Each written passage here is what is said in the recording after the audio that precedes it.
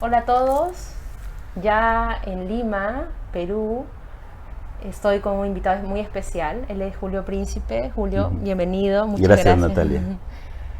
Julio es psicólogo y lleva acompañando personas y también empresas aproximadamente unos 17 años.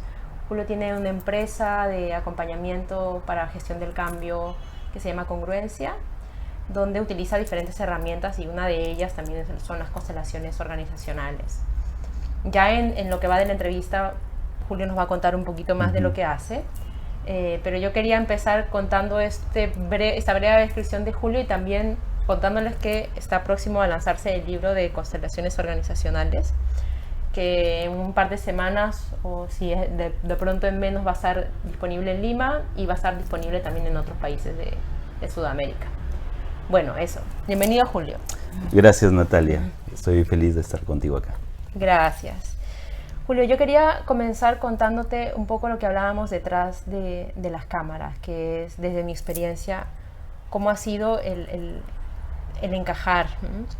Porque siento que desde algún lugar de mí, y hablo solo desde mi experiencia, cuando he comenzado a experimentar una mayor verdad de quién soy, tanto lo negativo como positivo, si es que se podría llamar Ujú. así, he encontrado un lugar menos disponible en la empresa. Cuando en la Ujú. empresa se pide ciertas cosas, entonces yo también me cuestionaba si realmente yo soy este tipo de persona o Ujú. si de pronto soy otra. ¿Cuál es válido para seguir en la empresa? Para que me sigan valorando, para seguir ascendiendo. Y de algún lugar de mí también me preguntaba qué tanto tengo que dejar de ser yo para encajar en esto, ¿no? Ujú. ¿Qué crees tú con respecto a esta situación? ¿Tenemos que desde algún lugar negar o dejar de ver nuestra propia verdad, autenticidad para encajar en los valores Ujú. de la empresa? Sí. Esa parece ser una de las preguntas de estos tiempos, y creo que tiene que ver con la transformación de conciencia que estamos experimentando de un tiempo a esta parte, no solamente a nivel personal, sino también a nivel social, a nivel empresarial. Desde mi punto de vista, lo que ocurre es que las organizaciones en general, la tradición organizacional está fundada en una visión mecanicista del mundo, es decir, entender a la empresa como una máquina inerte con piezas intercambiables. Por tanto, si yo entro como un trabajador, un gerente o un consultor externo incluso, me relaciono con esta organización de esa manera, yo puedo sentirme despersonalizado, puedo sentirme que no tengo el permiso de conectar con mis sueños y con mi esencia y, como tú decías, con mi propia verdad, y termino fingiendo, ¿sí?, poniéndome una careta de un personaje X que va a tener un éxito, entre comillas, dentro de esa organización. Y la organización te va a decir, coopera con tus compañeros siempre y cuando tengas resultados individuales. Y entonces las personas sienten que eso puede ser desafiante para su autenticidad, porque a veces sí, cooperan hasta que ya está llegando el momento de la evaluación y entonces ¡guau!, todo para mi lado. Y después de que nos hemos peleado por el resultado, otra vez necesito volver a ser amigo porque hay que cuidar el clima, pero otra vez viene la evaluación de resultados y otra vez vuelvo a tirarlo para mi lado. Entonces es como poco claro. Hasta que nos damos cuenta que la organización también es como un ser vivo, más que como una máquina inerte. Por tanto, es una especie de ser vivo co-creado entre las decisiones de los dueños, de los gerentes, de los trabajadores. No hay un divorcio entre mi autenticidad y el desarrollo profesional. Yo creo que el desafío está para la gente que trabaja en las organizaciones, en qué organización están co-creando juntos y de qué manera asumen o no su responsabilidad en esta co-creación. Si yo siento que no estoy pudiendo desarrollar mi autenticidad y mi verdadero ser, o sí, como quiera llamarlo, mis sueños mi potencial, pues puedo hacer cosas distintas en la organización. O puedo elegir, ¿sí? Como tal vez ha sido tu experiencia, decir, gracias por todo lo aprendido, los llevo en mi corazón, no me quejo de ustedes, los dos ganamos, que les vaya bien y yo voy a hacer mi camino de otra manera. Entonces lo bueno es que cuando conectas con esa autenticidad, nadie te la puede quitar. Entonces, donde sea que vayas, te llevas eso. Y te puedes llevar también estos buenos recuerdos, ya sea a otra área, ya sea a un emprendimiento personal, ya sea a una búsqueda espiritual o profesional. Sí, entonces yo creo que no tiene por qué haber un divorcio si me doy cuenta que yo estoy construyendo eso de lo cual me quejo. Me queda claro como esta cosa más de los dos lados, tanto del empleador como del empleado. Pero también me llama la atención, como desde tu punto de vista, el diagnóstico actual de las empresas. ¿Qué están buscando las empresas actualmente cuando te contratan? Lo que me ha tocado ver, no solo en Perú, sino en otros países, es que las empresas y organizaciones en general quieren acelerar los procesos de cambio. Hoy día estaba con un cliente que ha sufrido 2 transformaciones en 4 años. O sea, recién están superando la anterior y les tocaba otra. Y están con miedo de que les toque una nueva. Porque ese es el entorno actual. Es tan rápido que las organizaciones buscan ir a esa velocidad. El problema, desde mi punto de vista, es que buscan ir a esa velocidad con métodos antiguos. Es decir, con el método de yo mando y tú obedeces, que es un método muy bueno para esa primera etapa más mecanicista de la que hablábamos. Con el método de yo pienso y ustedes hacen, ¿sí? Es el clásico dicho de no te pagamos por pensar, ¿sí? Te pagamos por hacer. Entonces, esa división de pensadores y hacedores, esa división de jefes que dan órdenes y gente que las acata, porque tú le dobles la velocidad, eso no incrementa ningún aprendizaje ni ningún proceso de adaptación. Lo que incrementa las posibilidades de adaptación de la organización es generar comunicaciones que entienden a la organización como un sistema. Es darse cuenta que la sabiduría de la organización está en su gente, está en sus grupos, está en la forma en la cual coordinan. Así que el mayor desafío para las organizaciones está en cambiar un poquito la mirada hacia un paradigma más colaborativo, integrarlo y aprender a hacer un baile entre al mismo tiempo ser competitivo y al mismo tiempo ser cooperativo. Al mismo tiempo ser descentralizado y al mismo tiempo centralizar algunas cosas. Es decir, es aprender a moverse en la complejidad. Las organizaciones, en la mayoría de los casos, o los gerentes están acostumbrados a planos más o menos fijos. Aquí se te mueve todo el tiempo el terreno, se te mueve todo el tiempo los planos, se te mueve todo el tiempo el norte y el sur, el este y el oeste, y eso no se resuelve con órdenes, eso se resuelve con diálogo, con la gente que está aquí, aquí y allá. Sí, ese es el desafío. Lo que quieren es acelerar los procesos de cambio, acelerar la adaptación, y el desafío está en hacerlo por medio del aprendizaje colectivo. Y me llama la atención lo que tú dices, quieren aprender más rápido. Sí. Pero detrás de eso, ¿cuál es el propósito de aprender más rápido? Porque a mí se me ocurre que puede ser aprender más rápido para que no deje de perder ganancias, no pierda ganancias y siga compitiendo en el mercado. Sí. Y desde ahí también,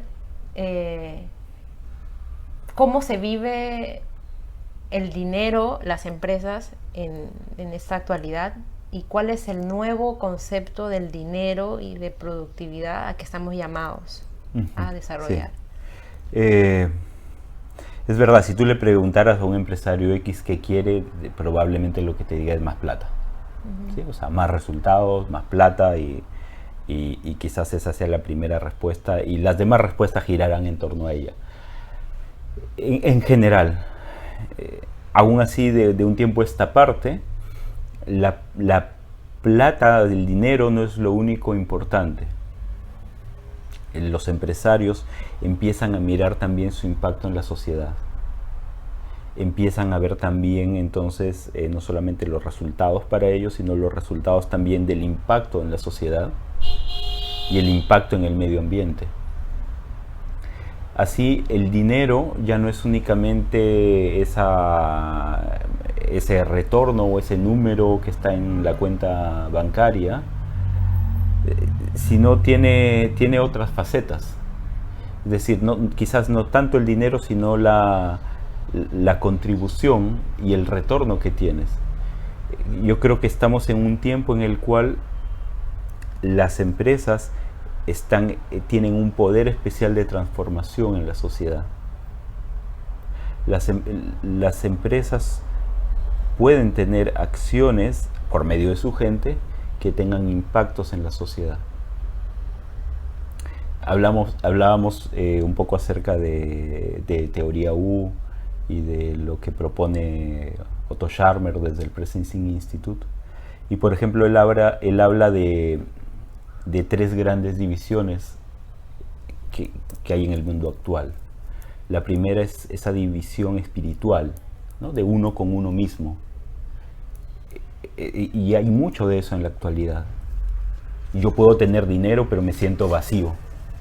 ¿Sí? Entonces ahí, por eso digo, el dinero puede tener una faceta distinta o una explicación distinta o representar algo distinto para cada uno. Hay una división que es social, la división con el otro, la exclusión de tantos grupos, la discriminación, o lo que tú me comentabas, una sociedad en la que el 10% tiene las ganancias del 90%, o sea, es absurdo. Y está la división ecológica, la división con ese todo más grande.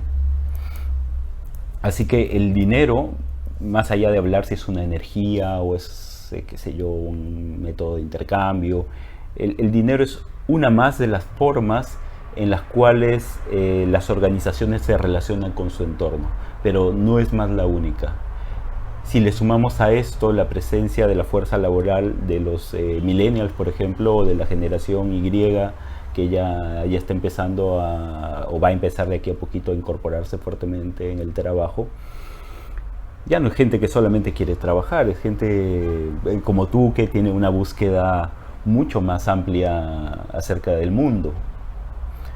Así que a quienes estamos un poquito más atrás en el mundo y quienes tenemos más años, necesitamos reconocer, por lo menos esto ha sido útil para mí, que no es que ustedes se han metido en nuestro mundo, sino que nosotros vivimos en el mundo de ustedes.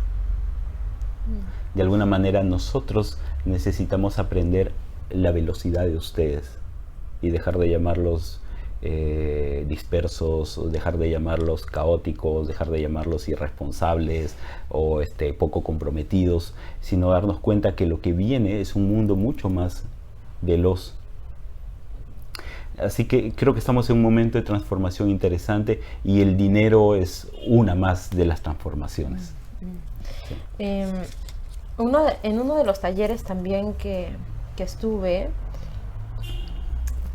tenían una percepción de las constelaciones organizacionales que era muy parecida a las familiares, porque sí, las organizaciones y los emprendimientos estaban casi la mayoría formados en la familia. Entonces también me preguntaba, y algo que también lo hablamos en ese taller, era que obedecer el orden, esto que dice sí, los órdenes en las constelaciones es vital para establecer un sistema que funcione. Sí. ¿Esto mismo pasa aquí en Perú con las empresas que son de familia, emprendimientos? Sí, en general, aunque la mayoría de empresas son familiares, más allá de si son familiares o no, el tema del orden es importante. y no hay un solo orden. Tienes un orden que es el orden de llegada a la organización, que necesitas reconocer, pero también tienes un orden que es el orden de contribución. ¿Sí? Puedes tener un vendedor más antiguo, pero tienes un vendedor más nuevo que vende más. ¿Sí? Y tú dices, ¿cuál de los dos es más importante? Y tal vez tienes al supervisor de ventas, que quizás no vende tanto, pero su labor es, o ya no vende nada, porque está coordinando la labor de los vendedores. Tienes diferentes formas de ver el orden, y este es importante si lo miras dentro de un contexto más amplio. Para mí las organizaciones están en una constante tensión entre, yo le llamo supervivencia y expansión, ¿sí? Entre mantenerse tal como son y entre cambiar. En esta tensión ocurren algunas dinámicas invisibles y algunos patrones que se crean para sostener y dar una solución a estos conflictos o esta tensión. Y algunas de estas dinámicas tienen que ver con el orden. ¿Sí? Por ejemplo, mencionabas el caso de las familias y en esta tensión algún hijo cree que es su obligación tomar el lugar del papá, porque el papá por X razón no está o no está disponible. Y es parte de una solución que encuentra ese sistema. Igual es en la organización. Puede que el jefe esté muy metido en un proyecto X y algún miembro del equipo siente que debe tomar ese lugar de jefatura o de coordinación entre sus compañeros. Y yo no digo si está bien o si está mal. Lo que digo que es una forma en la cual el sistema busca tener una solución. Las consecuencias de estas pueden ser difíciles para el todo. Ahí es donde lo llamamos problema. Pero si vemos puntualmente, podríamos decir qué forma tan divertida o tan elegante o tan maravillosa o tan X que encontró esta organización para mantener este equilibrio. Y le podemos llamar orden o le podemos llamar de otra manera.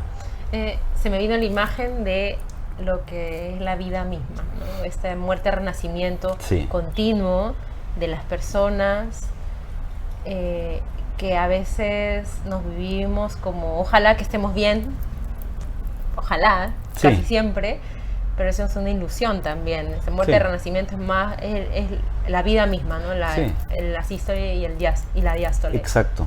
Pero nunca, como que se me había, no tenía esa imagen en la cabeza también para las empresas. Sí, y cuando dices esto y voy a lo del dinero, es como decir, si siempre va a haber crecimiento. O en el país, ¿no? El Perú, no, hemos dejado de crecer. O sea, no puedes crecer para siempre. Sí, sístole y diástole, o sea, esto está en continua tensión. A veces necesitas también cuidar un poco. A veces el dejar de crecer económicamente te permite ver cosas que son más propias o más del cuidado del sistema. Por ejemplo, con estos desastres naturales que estamos viviendo en el país, especialmente en el norte. Para mucha gente, qué sé yo, si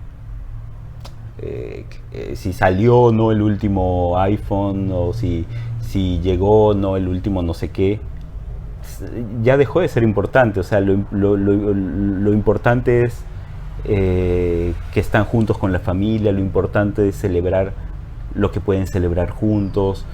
Es decir, a veces incluso las tragedias pueden ser oportunidades para volver al origen,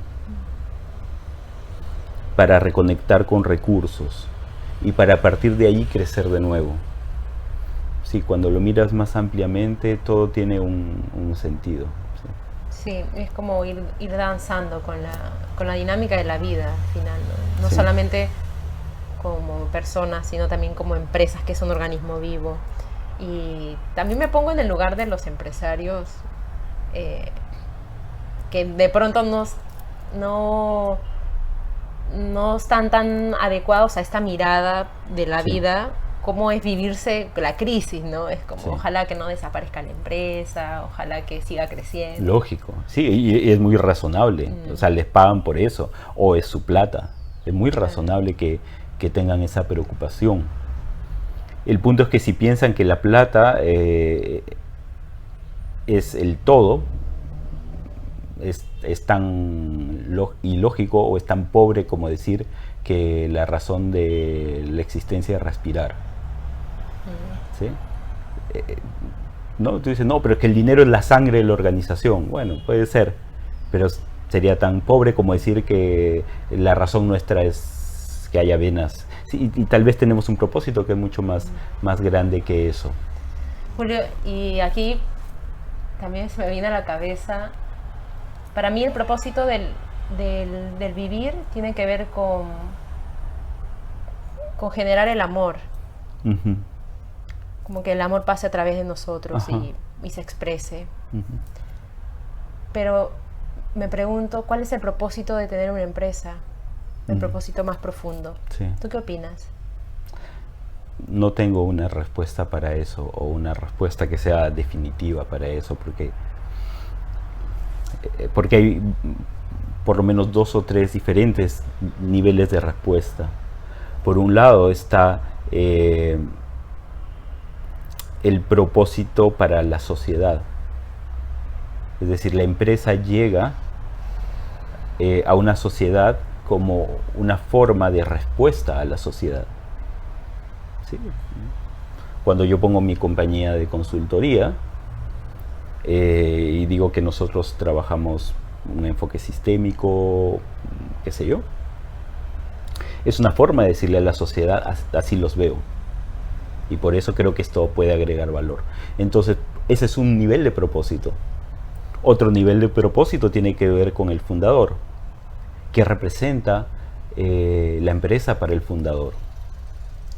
De alguna manera, para quién, entre comillas, funda la empresa. Y hay muchos casos que lo hacen pensando en su papá o en un abuelo, qué sé yo. ¿Sí? O estos casos de inventores, hay el caso de este jovencito que hace unos pocos años que descubrió o investigó algo para acelerar el diagnóstico mucho más preciso del cáncer, ¿sí? Por una... Sí, porque murió alguien muy querido para él en la familia. O sea, a veces detrás de los descubrimientos o emprendimientos hay un propósito personal también. Y también hay un propósito que puedes pensar que es mucho más grande que el personal o que el empresarial y la sociedad. A veces hay propósitos que son mucho más transformadores, para bien o para mal. Porque tú podrías decir cuál es el propósito de una empresa que hace armas. ¿Sí? Y puede que no estemos de acuerdo con la guerra y con las armas, pero tienen un lugar en el mundo. Así que no sé cuál es el propósito de las organizaciones, pero me abro con mucha curiosidad cuando estoy en una organización a ver qué soñaba la gente que la fundó, cómo era la sociedad cuando la organización fue fundada, qué pasó en los momentos importantes, en qué se fue convirtiendo. Sí, algo así. No hay una sola respuesta ahí. Okay. Bueno, Julio, yo quería terminar la entrevista me gustaría invitar a la reflexión de la gente que nos está viendo, como empleados o como forjadores de empresas. ¿Qué estamos llamados a mirar en el futuro? Para mí, uno de los puntos más importantes hoy día es reconocernos como co-creadores. Yo creo que si nos damos cuenta que aquello que celebramos en la organización, e igual aquello de lo cual nos quejamos en la organización, es en parte mi responsabilidad, muchos de los problemas se reducirían o se acabarían, porque estamos tan acostumbrados a buscar culpables que nadie se atreve a dialogar. Porque si alguien dice, yo creo que fue mí, todo el mundo, ya ves, fue tu culpa. Sí, sin embargo, si acostumbramos a ver la organización y los resultados como una co-creación, cada cual puede asumir su lugar y su responsabilidad en eso. Y si yo soy capaz de decirte, mira, esto es lo que yo creo que es mi responsabilidad, aquí es donde yo creo que metí la pata. ¿Y por qué? Porque permití tales cosas, o porque te insistí tanto en esto y no te apoyé, o qué sé yo. Y tú también te puedes sentir abierta a decirme cuál crees que fue tu responsabilidad. Y así podemos empezar a compartir mapas de esa realidad y a partir de allí encontrar soluciones conjuntas. Sí, así que mi invitación, y esto es algo que hacemos con las compañías con las que trabajamos, es a reconocernos todos como co-creadores, corresponsables del resultado. Y así poder aprender a crear juntos condiciones que permitan que la autenticidad se muestre. Que más frecuentemente la creatividad aparezca. Que más frecuentemente mis sueños contribuyan con el sueño de la organización. Y para eso necesitamos madurez. Madurez de decir, sí, yo soy parte de esto. No solamente, como había dicho, si no eres parte de la solución, eres parte del problema. No. Yo creo que la cosa es decir, yo soy parte del problema y también soy parte de la solución. Si soy parte de esta organización, soy parte del problema y parte de la solución. Y yo creo que ese es un primer paso. Gracias, Julio. Ha sido una entrevista que me ha dejado con muchas más preguntas. Pero estoy muy contenta de tu tiempo, de lo que se desplegó acá. Muy contenta. Ya quiero leer tu libro. Gracias. Y te agradezco profundamente la apertura desde un inicio conmigo y con esta iniciativa que también vamos construyendo juntos, creo. Sí, así es. Gracias, Natalia, y gracias a todos por hacer posible esto, porque es tu iniciativa y la de la gente que permite que esto tenga algún valor para ellos también y lo puedan ver y compartir. Bueno, entonces, nada, nos vemos. Hasta la próxima. Chao.